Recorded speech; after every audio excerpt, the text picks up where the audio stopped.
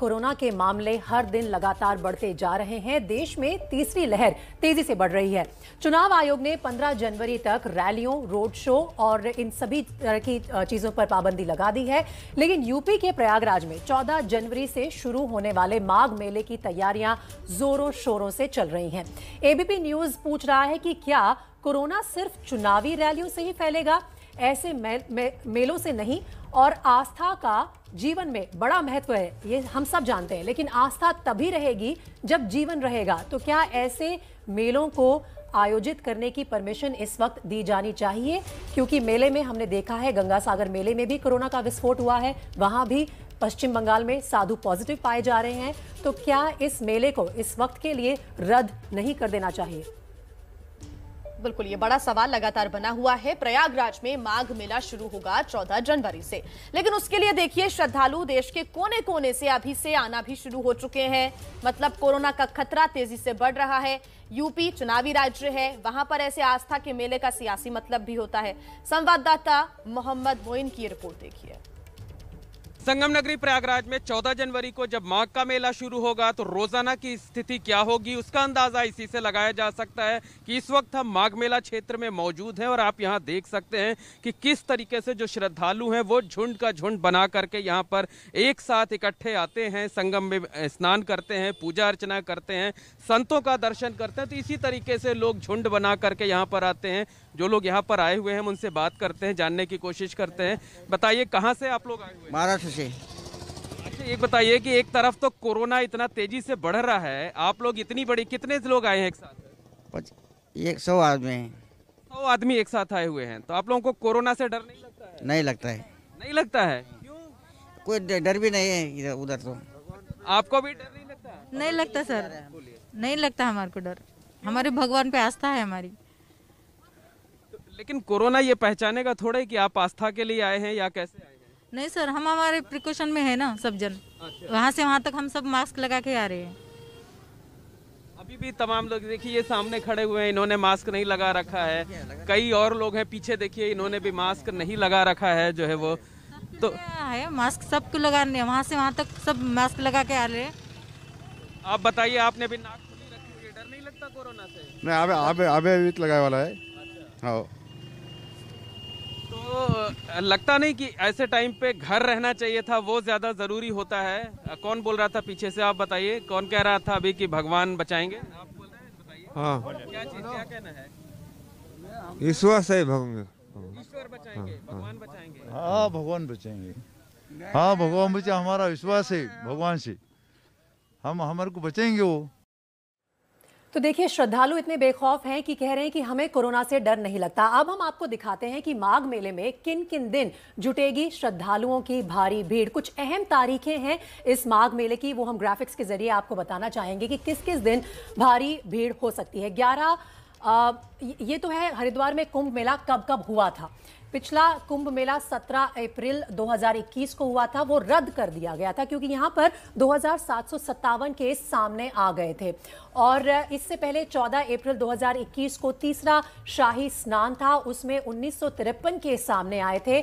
और अप्रैल के महीने में ही हुए पिछले कुंभ मेले में जब दूसरा शाही स्नान था, उसमें भी 1300 से ज्यादा मामले कोरोना के सामने आए थे। 11 मार्च पिछले साल उसकी शुरुआत हुई थी। पहले शाही स्नान के साथ ही कोरोना का विस्फोट लोगों के सामने आना शुरू हो गया था। 69 केस लगभग उस वक्त सामने आए थे। तो क्या पिछले साल से लोगों को, श्रद्धालुओं को कोई सीख नहीं लेनी चाहिए? अगर इस साल भी भारी मात्रा में यहां लोग जुटेंगे तो फिर कुछ ऐसा ही कोरोना विस्फोट इस बार भी देखने को मिल सकता है।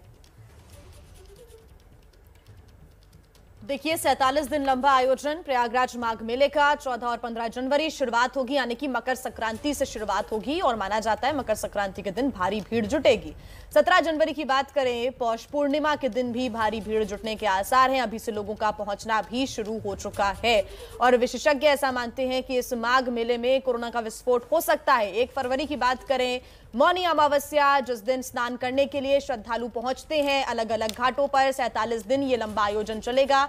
5 फरवरी की बात करें, बसंत पंचमी, एक बड़ा दिन और इस दिन श्रद्धालु आस्था की डुबकी लगाने के लिए पहुंचते हैं। बड़ी संख्या यहां पर भी 5 फरवरी को नजर आएगी। लेकिन श्रद्धालु अभी से पहुंचना शुरू हो चुके हैं। कुछ ही दिन बाद यानी कि 14 जनवरी मकर संक्रांति से आयोजन की शुरुआत हो जाएगी। 16 फरवरी की बात करें तो माघी पूर्णिमा का आयोजन, माघी पूर्णिमा के इस उपलक्ष्य में, इस सहयोग में लोग पहुंचेंगे, श्रद्धालु पहुंचेंगे और बड़ी संख्या में एकत्रित होंगे। 1 मार्च महाशिवरात्रि का दिन और श्रद्धालु आस्था की डुबकी लगाने के लिए घाट पर पहुंचेंगे, प्रयागराज माघ मेले में पहुंचेंगे और ऐसे में ये कोरोना को बुलावा देने वाली बात है। तो ये सभी ऐसे बड़े दिन हैं जिस दिन भारी भीड़ के आने की आशंका है। तो कोरोना की तीसरी लहर के बीच माघ मेले के आयोजन पर कुछ अहम सवाल उठ रहे हैं जिन्हें पूछना इस वक्त काफी जरूरी हो जाता है। आइए उन सवालों को आपके सामने रखते हैं। पहले तो सवाल ये है कि करोड़ों श्रद्धालुओं की भीड़ जुटेगी तो क्या कोरोना नहीं फैलेगा? दूसरा सवाल, क्या रैलियों पर रोक से ही रुक जाएगा कोरोना? सिर्फ चुनावी रैलियों की बात नहीं है, हर तरह की भीड़-भाड़ से आपको दूर रहना है।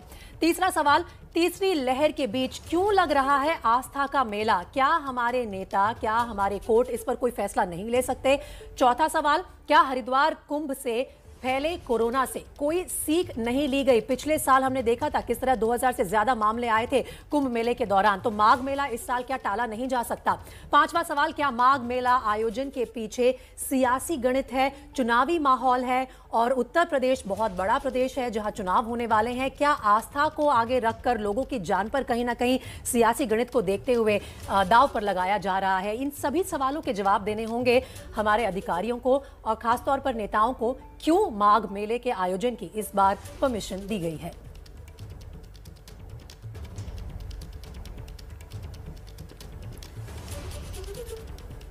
तो ये वो सवाल हैं जिनके जवाब मिलना बहुत जरूरी है। रैलियों पर तो रोक लगा दी गई, जनसभाओं पर रोक लगा दी गई है और साथ ही नुक्कड़ सभाएं भी 15 जनवरी तक नहीं होंगी, लेकिन उसके पहले माघ मेला शुरू हो जाएगा। तो क्या इस भीड़ को मान्यता दी जा रही है? और चुनावी राज्य है उत्तर प्रदेश और यहीं पर प्रयागराज में लगेगा माघ मेला। 47 दिन ये आयोजन चलेगा और ऐसे में बड़ी संख्या में श्रद्धालु एक ही स्थान पर जुटेंगे। तो माघ मेले के आयोजन पर सियासत भी तेज हो गई है। एसपी के अध्यक्ष ओपी राजभर ने कहा है कि माघ मेले पर रोक लगनी चाहिए। कांग्रेस ने भी कड़े फैसले लेने को कहा है। माघ मेला आने वाला है प्रयागराज में, हर साल आपने देखा होगा बड़ी भीड़ होती है। तो चुनावी रैलियों पर रोक हो गई है, क्या मेलों पर भी रोक होनी चाहिए?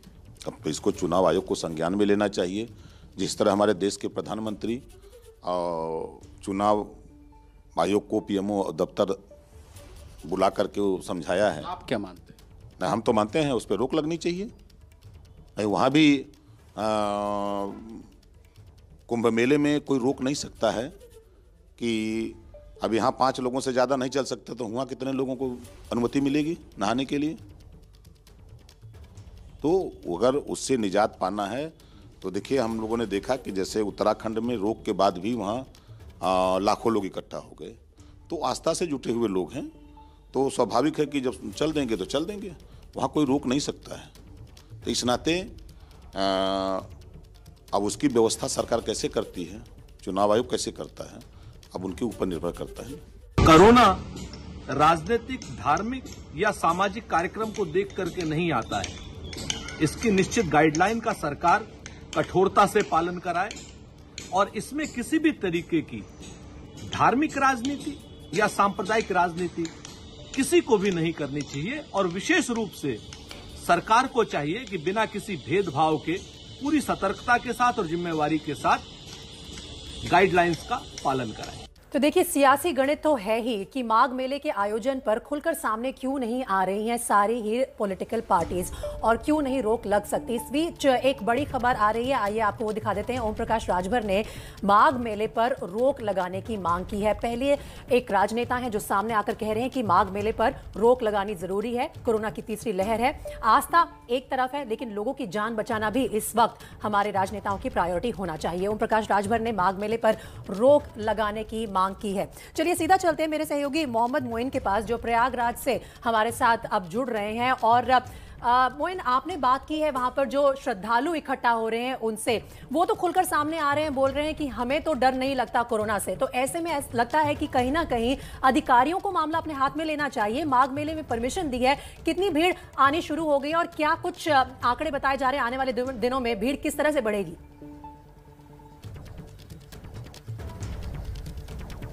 देखिए, हम बात जो बार बार कह रहे हैं, जो बात बार बार हम समझाने की कोशिश कर रहे हैं, जिस खतरे के प्रति लोगों को आगाह कर रहे हैं, उसे हम तस्वीरों के जरिए समझाना चाहते हैं। दरअसल जो माघ मेला लगता है वो इसी तरह से गंगा और यमुना के किनारे लगता है। जो नदी की रेती होती है उस रेती पर इसी तरह से लगता है। इसी तरह से देखिए, अस्थायी तौर पर पुल बनाए जाते हैं पीपे के, और ठीक सामने जो आप तंबू लगे देख रहे हैं, इन्हीं जगहों पर, और बहुत बड़ा एरिया होता है, कई किलोमीटर का एरिया होता है, जहां पर तकरीबन 1.5 से 2 लाख लोग लगातार 1 महीने तक यहां रह करके कल्पवास करते हैं। इसके साथ साथ हजारों की संख्या में कर्मचारियों की ड्यूटी लगाई जाती है। मेले का स्वरूप कितना बड़ा होता है उसका अंदाजा इसी से लगाया जा सकता है कि यहां पर इस बार भी 13 थाने बनाए गए हैं और 40 के करीब पुलिस चौकियां बनाई गई हैं।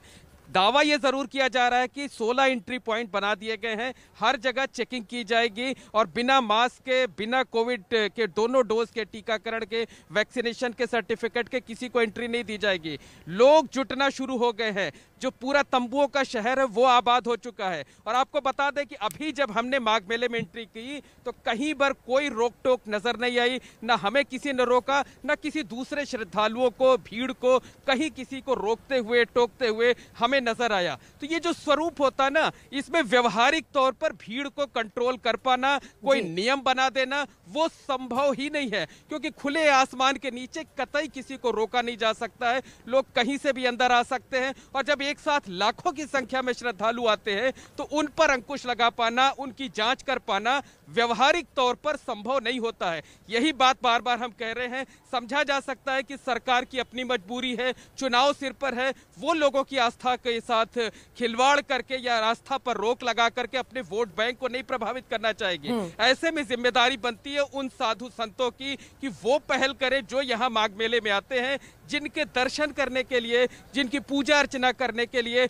लाखों की संख्या में श्रद्धालु आते हैं। ऐसे में उम्मीद यही की जा सकती है कि जो संत महात्मा हैं वो शायद इस मामले में पहल करेंगे, क्योंकि पिछले साल हरिद्वार में जब महाकुंभ लगा था तो इसी तरह की पाबंदियां लगाए जाने की बात की गई थी, लेकिन सारे दावे बेमानी साबित हुए थे और मेले को बीच में ही रोकना पड़ा था।